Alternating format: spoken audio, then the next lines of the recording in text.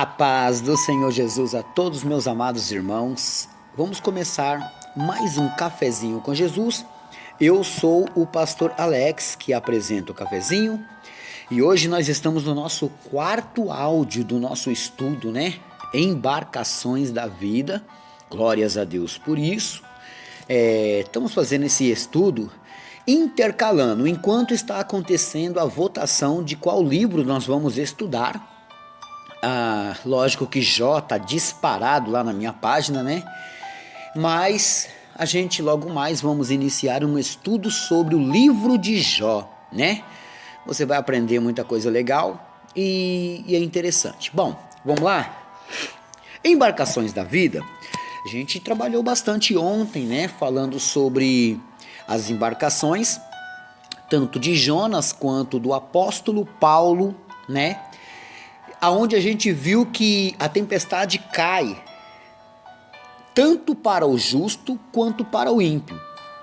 A importância e a separação disso é de como ambas partes vão lidar com isso, Eu já vi pessoas que perdeu o pai e se matou no dia seguinte. Não tinha estrutura, tirando sua própria vida. Já vi pessoas que também perdeu o pai. Com muita dor, suportou tudo aquilo. Então a gente só tem que aprender como lidar com as tempestades. E às vezes as tempestades, quando elas vêm, por exemplo, por culpa nossa, ou até mesmo por algumas coisas como teste, para ver como vamos lidar com elas, ok? Bom, olha só. Eu quero que você abra a sua Bíblia aí comigo em Marcos, Evangelho de Marcos, vamos lá? No seu capítulo 4 e no versículo 35 e 36, olha só. Vamos aqui falar de tempestade de novo, aonde Jesus ele vai acalmar. Olha só. O texto, eu vou ler o texto inteiro, mas a gente vai frisar no versículo 35. Desculpa, eu falei capítulo 4, 35 e 36, foi isso? Mas a gente vai falar do 35 ao 41 mesmo. Olha só. E naqueles dias, sendo já tarde, disse-lhes: passamos para outra banda. E eles, deixando a multidão, o levaram consigo, assim como estava no barco, e havia também com ele outros barquinhos, ok? E levantou-se grande temporal de vento, e subiam as ondas por cima do barco, de maneira que já se enchia. Então a água, ela estava tão violenta e ela subia e caía dentro do barco. E o barco estava se enchendo. E ele estava na popa, dormindo, sobre uma almofada. E despertando-no, dizendo-lhe: mestre, mestre, não te dá que pereçamos? Tipo assim, o senhor não está vendo que a gente vai morrer? Era o que eles estavam falando com o mestre. E ele, despertando, repreendeu o vento e disse ao mar: cala-te, aquieta-te. E o vento se aquietou, e houve grande bonança, paz, sossego, silêncio. Verso 40. E disse-lhes: por que sois tão tímidos? Ainda não tendes fé? Peraí, então a gente tem uma lição aqui. Jesus sabia o que ia acontecer. Mas vamos terminar o versículo 41. E sentiam um grande temor e diziam uns aos outros: mas quem é este que até o vento e o mar lhe obedecem? Bom, antes que alguém pergunte, eu não estou gripado, tá?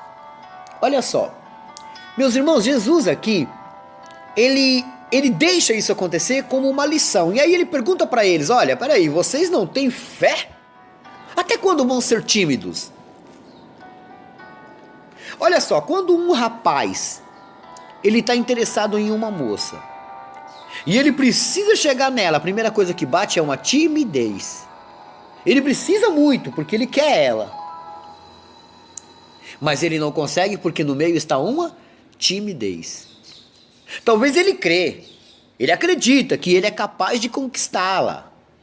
Com sua maneira de falar, sua maneira de ser.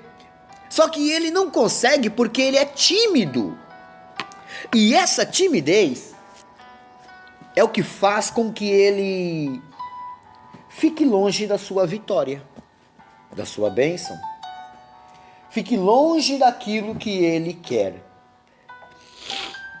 Aí, você entende que Jesus então está dizendo, você precisa de uma vitória, mas você está longe dessa vitória. Por quê? Porque você é tímido. Se parar com essa timidez e começar a usar a sua fé, a tempestade é você que controla, não sou eu. Jesus pode estar junto com você no barco, mas ele quer ver você fazer. Ele quer que você haja. Talvez eu estou falando com pessoas aqui que estão passando por todo tipo de problema. Seja na área da saúde, sentimental, espiritual, material. Mas está na hora de você usar a sua boca, a sua voz, para soltar uma profecia a seu favor. E crer no que você vai falar. Está na hora de você acreditar que você pode mudar a situação. De que a água que está entrando no barco, você também pode tirá-la. Ou morrer afogado. Você vai deixar a situação apertar e complicar a sua vida? Ou você vai abrir a boca e vai profetizar contra? Vai se levantar contra tudo isso? Depende de você. Você não pode assistir a situação apertar, e você vê na água entrando, que ali está dando um sentido de que a situação está se apertando. Cada vez que a água entra, está apertando. Meus irmãos, hoje eu tenho uma casa própria, mas eu já vivi de aluguel. E era uma coisa horrível, porque morávamos em uma casa que era muito funda, bem lá embaixo. Era um cortiço, na verdade.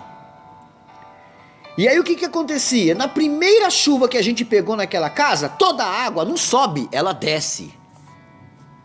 E a gente sofreu. O desespero do meu pai, o desespero da minha mãe, os meus irmãos em cima da cama e aquela água subindo, a gente não sabia o que fazer. Por todas as forças do meu pai de pegar o balde e jogar a água para fora, não dava, não adiantava. Até que ele clamou. Nessa época não éramos cristãos, mas ele usou a voz. Um vizinho veio, pegou um ferro, ele sabia o ponto que ele podia bater, bateu e a água vazou e foi embora. O nenê só mama porque chora. Você tem que clamar, mas é clamar ajuda e clamar contra as coisas. Você tem que usar a fé que Deus te deu. Você tem que acreditar que você consegue, que você pode. Até quando você vai depender da fé dos outros? Até quando você vai ficar encostado, como se fosse uma muleta? Você precisa usar a sua própria fé. Porque Jesus os repreendeu, dizendo para eles. E disse-lhe Jesus: por que sois tão tímidos? Ainda não tendes fé? Ainda não conseguiu crer? Porque se você for olhar para trás, você vai ver que Jesus fez várias curas. Aqui no Evangelho de Marcos, você vai ver ele curando, libertando, multiplicando, abençoando. Agora, de repente, todos os discípulos viram isso, mas ainda não tinham fé. Será que você não está precisando exercitar a sua fé?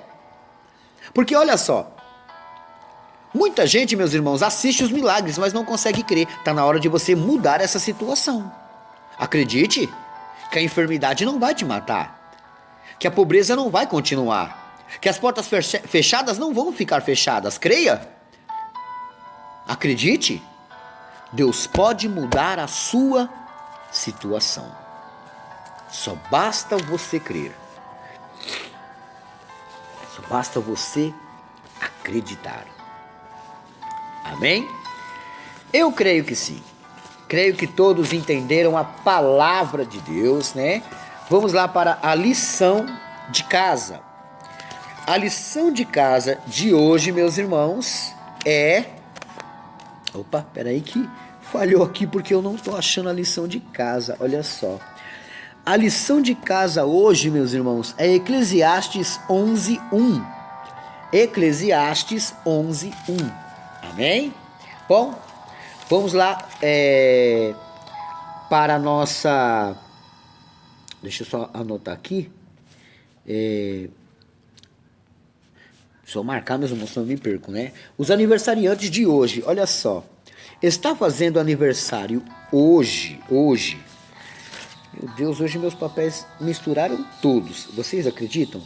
As pessoas que eu tenho que parabenizar, mandar abraço. Ó, hoje é aniversário da irmã Jane Cleide, né?